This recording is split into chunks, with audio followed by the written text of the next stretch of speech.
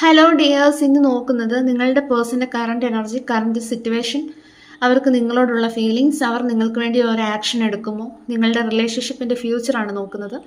ഇതൊരു general reading ആണ്, timeless ആണ്. നിങ്ങൾ എപ്പോഴാണ് ഈ വീഡിയോ കാണുന്നത് അപ്പോൾ മുതൽ നിങ്ങൾക്ക് റെസനേറ്റ് ആയി തുടങ്ങുന്നതായിരിക്കും. ഇതൊരു ജനറൽ റീഡിംഗ് ആയതുകൊണ്ട് തന്നെ ഒരുപാട് പേരുടെ എനർജീസ് ആവാം ഇവിടെ വരുന്നത്. നിങ്ങൾക്ക് റെസനേറ്റ് ആവുന്ന കാര്യങ്ങൾ മാത്രം എടുക്കുക, അല്ലാത്തത് വിട്ടുകളയുക. ജനറൽ റീഡിംഗ് കണ്ടതിന് ശേഷം ലൈഫിൽ ആരും ഒരു ഡിസിഷൻ എടുക്കാതെ ഇരിക്കുക. പേഴ്സണൽ റീഡിംഗ് ആവശ്യമുള്ളവർക്ക് എൻ്റെ നമ്പറിൽ കോൺടാക്ട് ചെയ്യാവുന്നതാണ്. അതുപോലെ തന്നെ ടാരോട്ട് പഠിക്കാൻ താല്പര്യമുള്ളവർക്കും എൻ്റെ നമ്പറിൽ കോൺടാക്ട് ചെയ്യാവുന്നതാണ്. നിങ്ങൾ വളരെയധികം പോസിറ്റീവായിട്ടിരിക്കുക. ആദ്യമേ നമുക്ക് നിങ്ങളുടെ പേഴ്സൻ്റെ എനർജി ചെക്ക് ചെയ്യാം.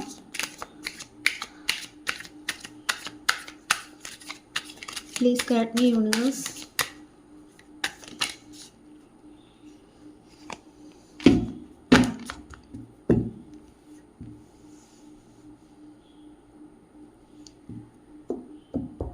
നിങ്ങളുടെ പേഴ്സൻ്റെ കറണ്ട് എനർജി ചെക്ക് ചെയ്യുന്ന സമയത്ത് നിങ്ങളുടെ വ്യക്തി എംബർ എനർജിയിലാണ്. ഈ ഒരു വ്യക്തി നിങ്ങളിൽ നിന്ന് കുറച്ച് ഡിസ്റ്റൻസ് കീപ്പ് ചെയ്യുന്നുണ്ടായിരിക്കാം.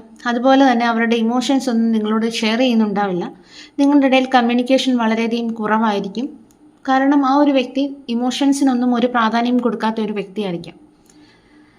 ഈ ഒരു വ്യക്തി നിങ്ങളുടെ കൂടെ ഇപ്പോൾ ഉണ്ടെങ്കിൽ തന്നെ ആ ഒരു വ്യക്തിയുടെ വാക്കുകൾ അനുസരിക്കണം, കേൾക്കണം എന്നൊക്കെ ശാഠ്യം പിടിക്കുന്ന ഒരു വ്യക്തിയായിരിക്കാം. പെട്ടെന്നായിരിക്കാം ഈ ഒരു വ്യക്തിക്ക് ദേഷ്യം വരുന്നത്. മുൻചുണ്ടിക്കാരനായിട്ടുള്ളൊരു വ്യക്തിയായിരിക്കാം. അതുകൊണ്ട് തന്നെ നിങ്ങളുടെ റിലേഷൻഷിപ്പിൽ നിങ്ങൾ തമ്മിലുള്ള കമ്മ്യൂണിക്കേഷൻ വളരെയധികം ഒരു പെയിൻഫുൾ ആയിട്ടുള്ളൊരു സിറ്റുവേഷൻ ഉണ്ടാക്കും. മേ ബി ഈ ഒരു പേഴ്സണോട് സംസാരിക്കുന്ന സമയത്ത് നിസ്സാര കാര്യങ്ങളെ ചൊല്ലി ഈ ഒരു വ്യക്തി വഴക്കുണ്ടാക്കുന്നതാണ് നിങ്ങളോട്.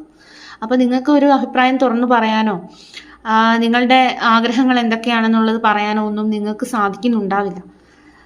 അതൊരു മിസ്അണ്ടർസ്റ്റാൻഡിങ്ങിലേക്ക് പോവുകയും നിങ്ങളുടെ ഇടയിൽ ഒരുപാട് പ്രശ്നങ്ങൾ ഉടലെടുക്കുകയും ചെയ്യും. ആ ഒരു എനർജിയിലുള്ള ഒരു വ്യക്തിയാണ് നിങ്ങളുടെ പേഴ്സൺ എന്ന് പറയുന്നത്. വളരെയധികം ഈഗോയിസ്റ്റിക് ആയിട്ടുള്ള വ്യക്തിയാണ്. പെട്ടെന്ന് ദേഷ്യം വരുന്ന വ്യക്തിയാണ്. അതുപോലെ തന്നെ തൻ്റെ റെസ്പോൺസിബിലിറ്റീസ് എല്ലാം ഭംഗിയായിട്ട് നിർവഹിക്കുന്ന വ്യക്തിയുമായിരിക്കും. അതായത് അതിനൊന്നും ഒട്ടും കുറവ് കാണത്തില്ല. പക്ഷെ നിങ്ങളുടെ ഇടയിൽ ആ ഒരു റൊമാൻറ്റിക് ആയിട്ടുള്ള ആ ഒരു കണക്ഷൻ, ആ ഒരു അറ്റാച്ച്മെൻറ്റ് വളരെയധികം കുറവായിരിക്കും നിങ്ങളുടെ റിലേഷൻഷിപ്പിൽ. അതുകൊണ്ട് തന്നെ നിങ്ങളുടെ റിലേഷൻഷിപ്പിൽ ഈ ഒരു വ്യക്തി കുറച്ച് ഡിസ്റ്റൻസ് കീപ്പ് ചെയ്ത് നിൽക്കുന്നുണ്ടായിരിക്കാം. നിങ്ങൾക്ക് അവൈലബിൾ ആകുന്നുണ്ടാവില്ല. അല്ലെ നിങ്ങൾ ആഗ്രഹിച്ച ലെവലിലേക്ക് ഈ ഒരു വ്യക്തിക്ക് വരാനായിട്ട് കഴിയുന്നുണ്ടാവില്ല. അപ്പം നിങ്ങളുടെ റിലേഷൻഷിപ്പിൽ ഈ ഒരു വ്യക്തി ഒരു ഡിറ്റാച്ച്ഡ് എനർജി ആയിരിക്കും. അല്ലെങ്കിൽ ഒരു ഇമോഷണൽ കണക്ഷൻ നിങ്ങൾ തമ്മിൽ ഉണ്ടാവില്ല. അതാണ് കാണുന്നത് കേട്ടോ. അപ്പം നിങ്ങളുടെ വ്യക്തിയുടെ എനർജി നോക്കുന്ന സമയത്ത് ആ ഒരു വ്യക്തി വളരെ സ്ട്രിക്റ്റ് ആയിട്ടുള്ളൊരു പേഴ്സണാണ്. സ്ട്രിക്റ്റ് ആയിട്ടുള്ളൊരു എനർജിയാണ് എനിക്കിവിടെ കിട്ടിയത്. ഇനിയും നിങ്ങളുടെ പേഴ്സണ് നിങ്ങളോട് എത്രയും സ്നേഹമുണ്ട്, അവർക്ക് നിങ്ങളോടുള്ള ഫീലിങ്സ് നമുക്ക് നോക്കാം.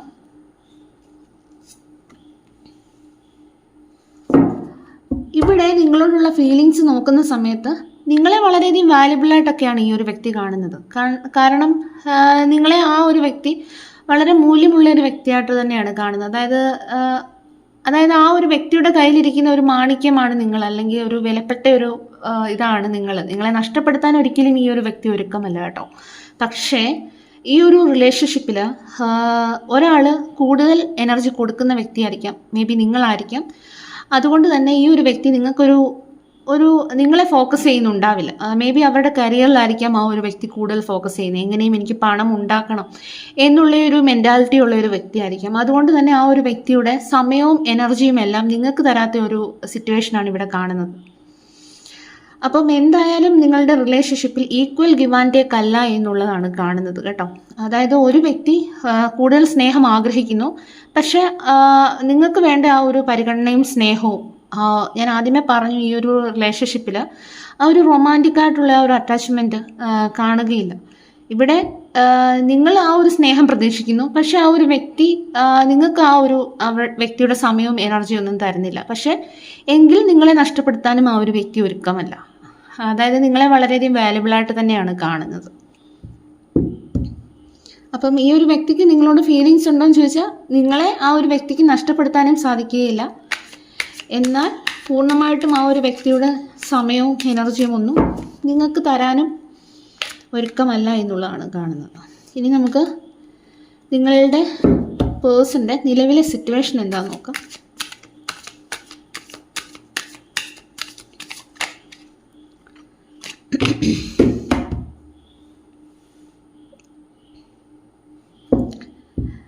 ഇവിടെ നിങ്ങളുടെ പേഴ്സൻ്റെ നിലവിലെ സിറ്റുവേഷൻ നോക്കുന്ന സമയത്ത് അവർ നിങ്ങളുടെ റിലേഷൻഷിപ്പിന് ഒരു സ്റ്റെബിലിറ്റി കൊണ്ടുവരാനൊക്കെ ആഗ്രഹിക്കുന്നുണ്ട്, അല്ലെങ്കിൽ ഈ ഒരു റിലേഷൻഷിപ്പിൻ്റെ അടിത്തറ ശക്തിപ്പെടുത്തണം എന്നുള്ള രീതിയിലൊക്കെ ചിന്തിക്കുന്നുണ്ട്. അപ്പം അതിനു വേണ്ടിയിട്ട് ഈ ഒരു പേഴ്സൺ ചിലപ്പോൾ ഫിനാൻഷ്യലായിട്ടുള്ള കാര്യങ്ങൾ നേടാനായിട്ട് ഒന്നിലധികം ജോലി ചെയ്യുന്ന വ്യക്തിയായിരിക്കാം, അല്ലെങ്കിൽ കരിയറിൽ കൂടുതൽ ഫോക്കസ് ചെയ്യുന്നുണ്ടായിരിക്കാം.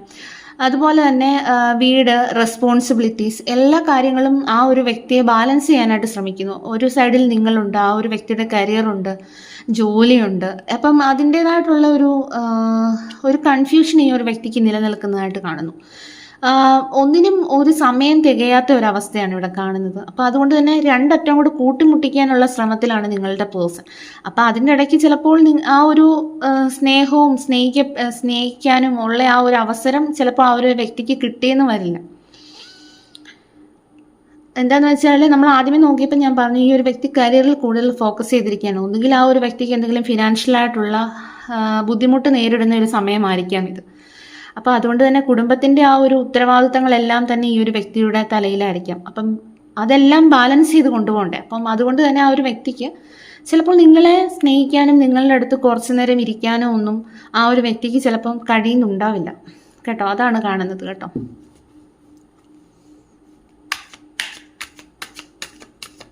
ഇനി നിങ്ങളുടെ എനർജി ചെക്ക് ചെയ്യാം. നിങ്ങളുടെ ഇപ്പോഴത്തെ എനർജി എന്തായിരിക്കും?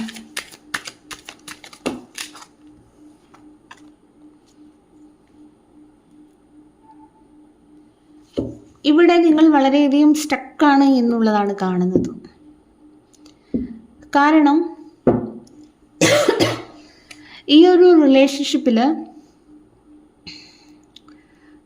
നിങ്ങളുടെ വ്യക്തി നിങ്ങളെ കൺട്രോൾ ചെയ്യുന്നുണ്ടായിരിക്കാം മേ ബി. അല്ലെ ഈ ഒരു റിലേഷൻഷിപ്പിൽ ഒരുപാട് പ്രോബ്ലംസുകൾ നിലനിൽക്കുന്നുണ്ടായിരിക്കാം. എന്തായാലും ഇവിടെ നിങ്ങളുടെ എനർജി നോക്കുന്ന സമയത്ത് നിങ്ങൾ വളരെയധികം ഒരുപാട് സഹിച്ചു നിൽക്കുന്ന ഒരു അവസ്ഥയാണ് കാണുന്നത്. ഈ ഒരു റിലേഷൻഷിപ്പിൽ ഒരുപാട് പ്രോബ്ലംസുകൾ നിലനിൽക്കുന്നുണ്ടായിരിക്കാം. നിങ്ങൾ പക്ഷെ സാഹചര്യത്തെ വളരെയധികം ക്ഷമയോടുകൂടി സാഹചര്യത്തെ കൈകാര്യം ചെയ്യാനായിട്ട് ശ്രമിക്കുന്നു. കാരണം നിങ്ങളുടെ വ്യക്തി, ഞാൻ പറഞ്ഞല്ലോ, വളരെയധികം ദേഷ്യക്കാരനായിട്ടുള്ള വ്യക്തിയായിരിക്കാം. അപ്പം നിങ്ങൾ ആ ഒരു വ്യക്തിയെ വളരെയധികം ആ ഒരു വ്യക്തിയുടെ ഇഷ്ടത്തിന് നിന്നു കൊടുക്കുന്നുണ്ടായിരിക്കാം. പക്ഷെ നിങ്ങൾക്ക് കിട്ടുന്നതെല്ലാം വളരെയധികം പെയിൻഫുൾ ആയിട്ടുള്ള സിറ്റുവേഷൻ ആയിരിക്കും. അപ്പോൾ അതുകൊണ്ട് തന്നെ ഈ ഒരു റിലേഷൻഷിപ്പിൽ നിങ്ങൾ വളരെയധികം സ്റ്റക്കാണ് എന്നുള്ളതാണ് കാണുന്നത്. നിങ്ങൾക്ക് ഈ ഒരു റിലേഷൻഷിപ്പ് എങ്ങനെ മുന്നോട്ട് കൊണ്ടുപോകാൻ എന്നുള്ളതിൽ ഒരു ക്ലാരിറ്റിയും കിട്ടുന്നുണ്ടാവില്ല. അപ്പോൾ നിങ്ങളുടെ എനർജി നോക്കുന്ന സമയത്ത് നിങ്ങൾ വളരെയധികം സ്റ്റക്കാണെന്നാണ് കാണുന്നത്.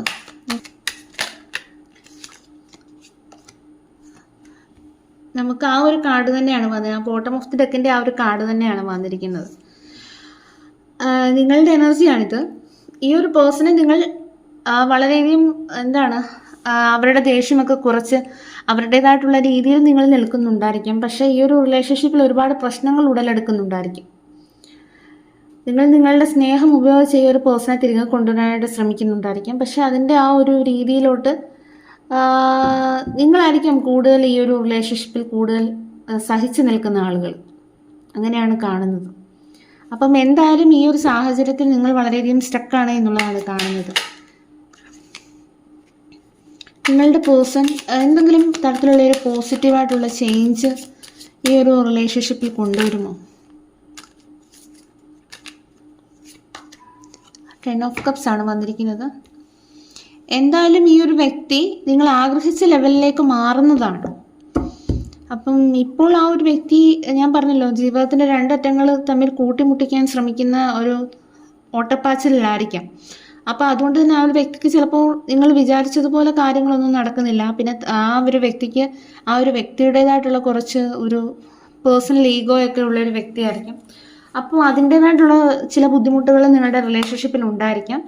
പക്ഷേ ഈ ഒരു വ്യക്തി നിങ്ങൾ ആഗ്രഹിച്ച ഒരു ലെവലിലേക്ക് വരും. പക്ഷെ നിങ്ങൾ കാത്തിരിക്കേണ്ടതായിട്ടുള്ള സാഹചര്യമുണ്ട് എന്നുള്ളതാണ് കാണുന്നത്. നിങ്ങൾ ആ ഒരു വിചാരിച്ച ഒരു ഹാപ്പി ഫാമിലി ലൈഫ് ഇവിടെ ഉണ്ടാവുന്നതാണ്. പക്ഷെ നിങ്ങൾ കാത്തിരിക്കേണ്ടതായിട്ടുള്ള ആവശ്യമുണ്ട് എന്നുള്ളതാണ് കാണുന്നത് കേട്ടോ.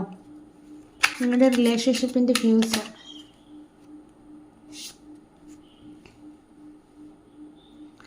ഇവിടെ എന്തായാലും നിങ്ങളുടെ റിലേഷൻഷിപ്പിൻ്റെ ഫ്യൂച്ചർ നോക്കുമ്പോൾ വളരെയധികം ഒരു പോസിറ്റീവ് ചേഞ്ച് വരുന്നതാണ്. ഇവിടെ വന്നിരിക്കുന്ന നമ്പർ പറയുകയാണെങ്കിൽ number 4, number 6, number 4, number 12, number 8, 10, 7, 8. ഇനി ഈ ഒരു വ്യക്തിക്ക് നിങ്ങളോട് എന്താണ് പറയാനുള്ളത് എന്നുള്ളത് നോക്കാം.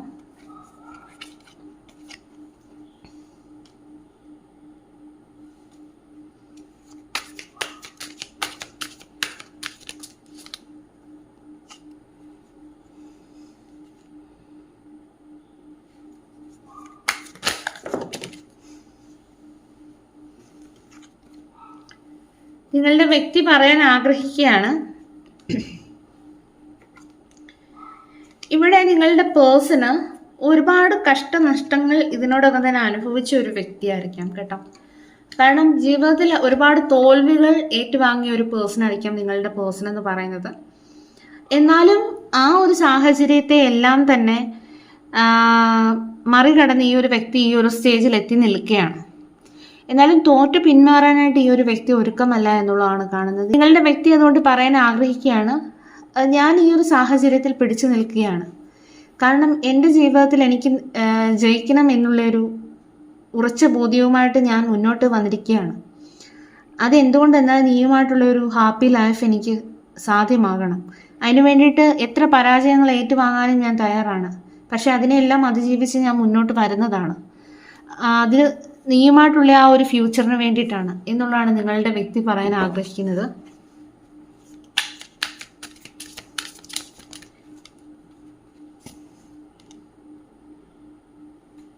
ഇവിടെ നിങ്ങൾക്കുള്ള ഗൈഡൻസും കൂടി നോക്കാം.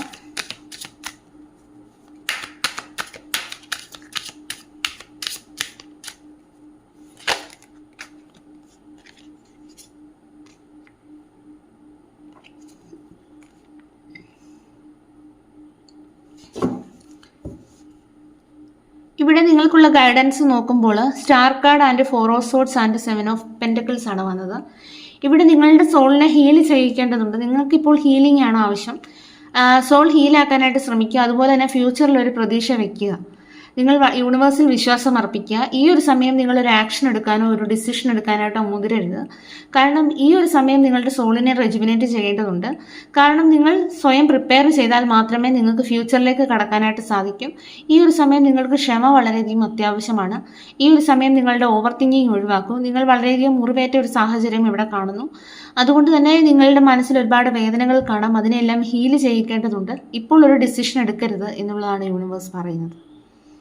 അപ്പം നിങ്ങൾ വളരെയധികം ക്ഷമയോടുകൂടി ഇരിക്കണം. എന്തായാലും ഇവിടെ നിങ്ങളുടെ പേഴ്സൺ ഒരു ചേഞ്ച് പ്രതീക്ഷിക്കാവുന്നതാണ്. ഇപ്പോൾ നിങ്ങളുടെ റിലേഷൻഷിപ്പിൽ ഒരുപാട് പ്രോബ്ലംസുകൾ നിലനിൽക്കുന്നുണ്ടെങ്കിൽ അതെല്ലാം ചേഞ്ചായി നിങ്ങളുടെ റിലേഷൻഷിപ്പിൽ ഒരു പോസിറ്റീവായിട്ടുള്ള ചേഞ്ച് വരുന്നതാണ്.